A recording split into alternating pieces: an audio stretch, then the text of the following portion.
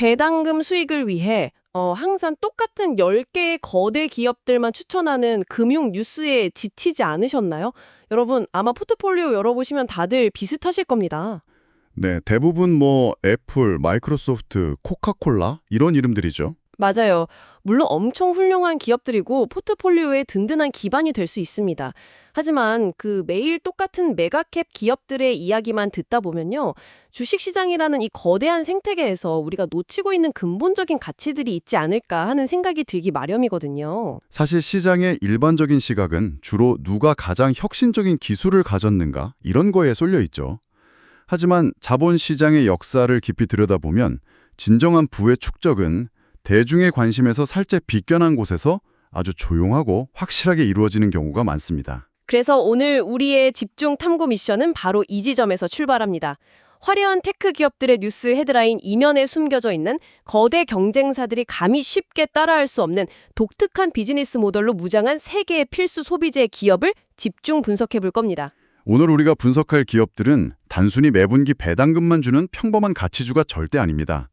이들은 공급망의 병목 현상을 자신들만의 확고한 생태계로 편입시키고 시장의 트렌드를 영리하게 선도하면서 압도적인 잉여 현금 흐름을 만들어내는 말 그대로 숨은 진주 같은 존재들이죠. 자, 하나씩 파헤쳐 볼까요?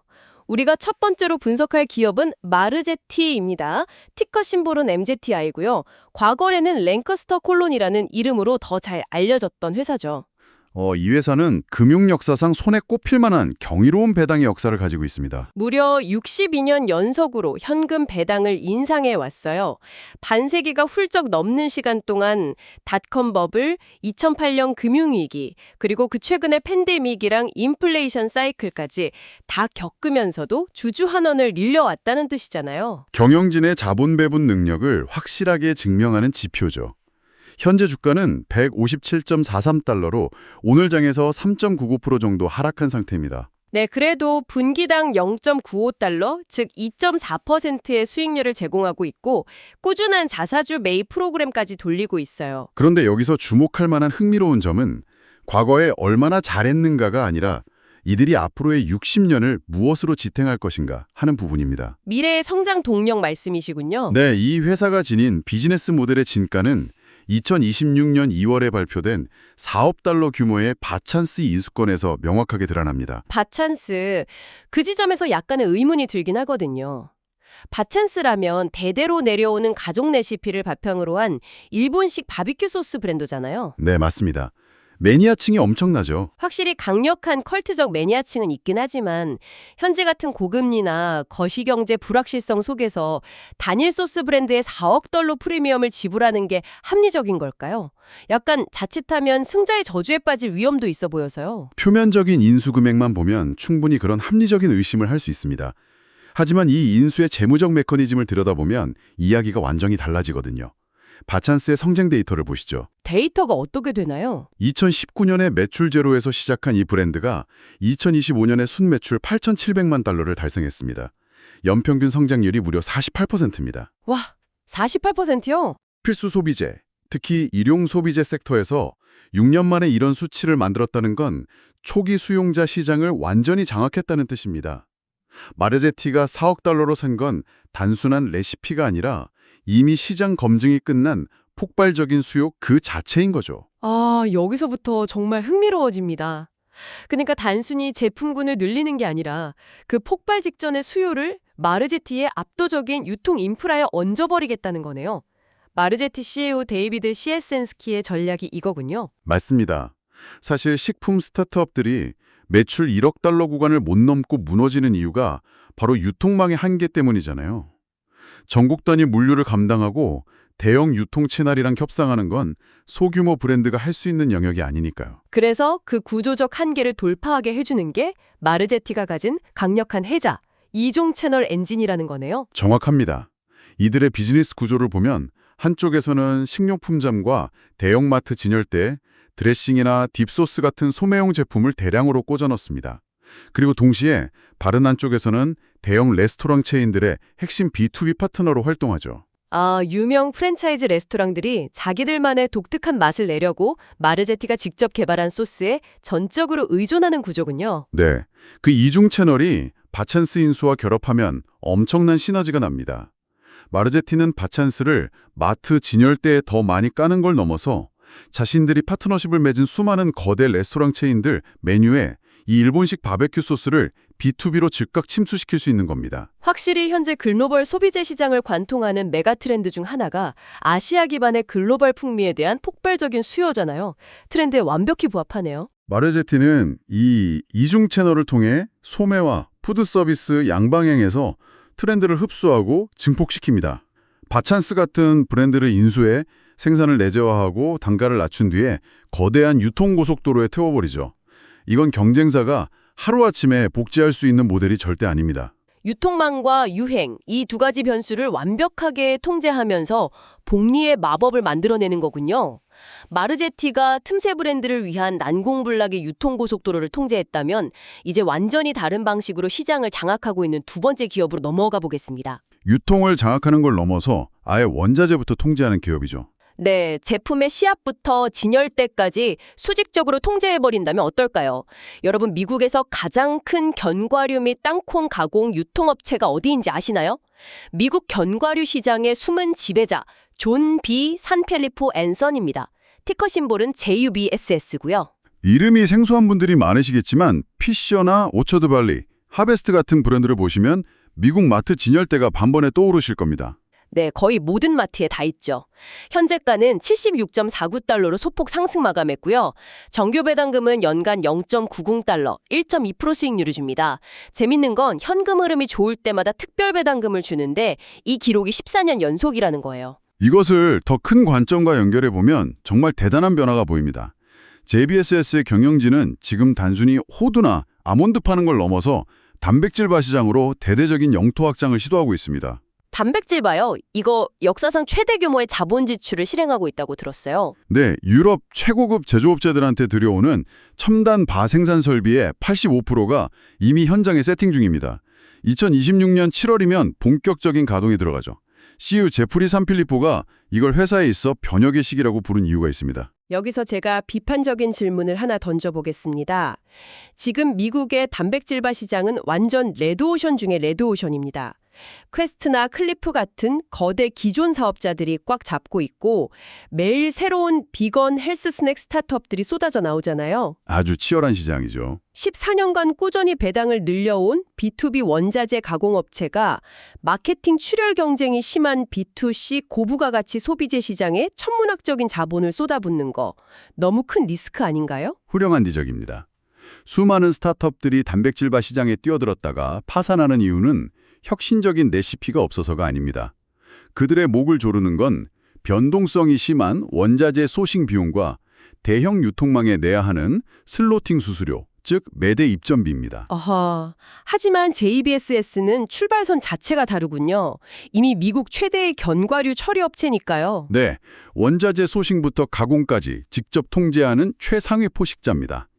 원자재를 비싸게 외부에서 사와야 하는 경쟁사들과 달리 JBSS는 단백질바의 핵심 원료인 견과류를 자신들의 기존 공급망에서 원가로 끌어다 쓸 수 있습니다. 수직적 통합이 만들어내는 마진율의 차이네요.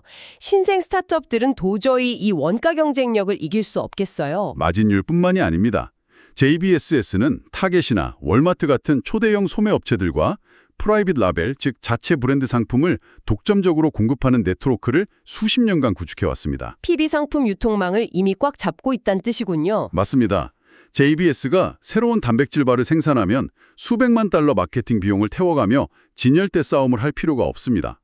그냥 기존 파트너십을 맺은 유통업체들의 PB 상품 라인업에 고마진 단백질바를 밀어넣으면 끝나는 겁니다. 와, 진짜 압도적인 경쟁 우위네요. 단순한 원자재 가공이라는 저마진 비즈니스에서 기존의 유통 레버리지와 원가 통제력을 무기로 고마진 헬스 트렌드 비즈니스로 도약하는 거잖아요. 막대한 자본 지출이 구조적인 변혁이라고 부를 만하네요. 네, 완전히 판을 바꾸는 거죠. 자, 지금까지 우리는 유통망을 지배하는 마르제티, 그리고 원자재부터 진열대까지 수직적 통합을 이뤄낸 JBSS를 살펴봤습니다. 이제 마지막 기업으로 넘어가 보죠. 이번에는 물리적 공간, 부동산과 신선 공급망을 통제하는 기업입니다. 바로 잉글스 마켓입니다. 티커 심볼 IMKTA고요. 겉보기엔 정말 평범한 식료품점이죠. 노스캐롤라이나 애슈빌에 본사가 있고 미국 남동부 6개 주에 197개 매장을 운영하고 있습니다. 현재가는 84.05달러, 배당 수익률은 0.8%로 좀 겸손한 편입니다. 네, 앞서 본 기업들에 비하면 배당은 보수적이죠. 그래서 이것이 다 무슨 의미일까요? 진열대 놓인 사과나 통조림 가격표가 전부가 아니라는 걸 암시하는 것 같은데요. 대형 유통 공룡들 사이에서 이 평범해 보이는 마트가 어떻게 그토록 강력한 잉여 현금 흐름을 만들어내는 걸까요? 이것은 중요한 질문을 제기합니다. 이 마트가 왜 여타 기업보다 압도적인 안전 마진을 가질까? 재무제표를 보면 확연한 차이가 하나 나타납니다. 바로 임차료 항목입니다. 아, 임차료 월세 말씀이시죠? 네, 창업자 로버트 잉글이 1960년대부터 개척한 전략인데 매장을 임대하는 대신 직접 땅을 사고 건물을 올린 겁니다. 현재 잉글스 마켓은 자신들이 운영하는 매장 부지와 그 매장이 입점한 전체 동네 쇼핑센터 부동산의 3분의 1을 회사가 직접 소유하고 있습니다. 유통업계에서 부동산 소유권을 3분의 2나 갖고 있다는 건 정말 상상 초월이네요. 최근 몇 년간 엄청난 인플레이션이 있었잖아요. 크로가 같은 거대 체인점이나 다른 지역 마트들은 치솟는 임대료 때문에 영업이익률이 다 깎였을 텐데. 잉글스 마켓은 이 고정비 상승 리스크에서 완전히 면제된 겁니다. 부동산 가치 상승 혜택도 온전히 다 누리면서요. 타 업체들한테 상가를 임대해주고 임대 수익까지 챙길 수 있습니다. 사실상 식료품점 현금을 엔진으로 굴러가는 거대한 지역 부동산 투자 신탁이나 다름없습니다. 워런 버핏이 말하는 안전 마진의 완벽한 교과서적 사례네요. 장사가 좀 안 돼도 깔고 앉은 부동산 자산이랑 고정비 통제력이 방어를 쳐주니까요.